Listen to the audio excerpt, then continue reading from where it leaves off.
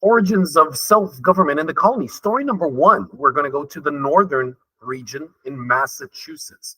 Title is the Mayflower Compact. In 1620, pilgrims seeking religious freedom traveled from England to the New World aboard the Mayflower ship. They landed off the coast of Cape Cod, well outside the limits of the Virginia Company Charter.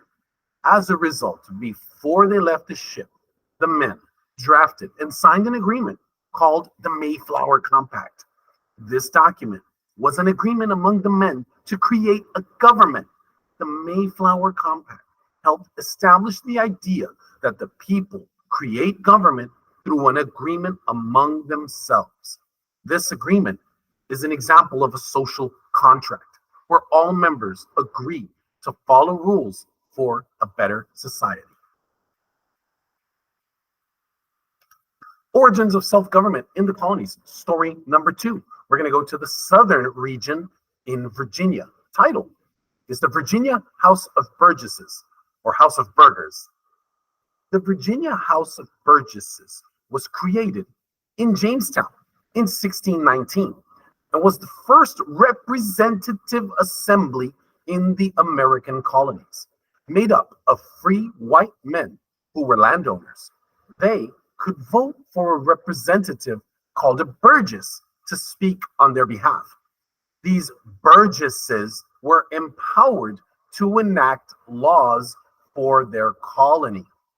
As a result, this house, made up of many elected men, became known as a legislature, a group of representatives, and it was the first model example of a group of voted officials in the New World colonies. Origins of self-government in the colonies. Story number three. Let's go back to the northern region in Connecticut. The title, Fundamental Orders of Connecticut. The Fundamental Orders of Connecticut was adopted in 1639 and was the first written constitution in North America. Thomas Hooker was the author of the Fundamental Orders of Connecticut. It helped to advance the idea of representative government. It provided that all free men elect their representatives, and it put some limits on the government's power over them.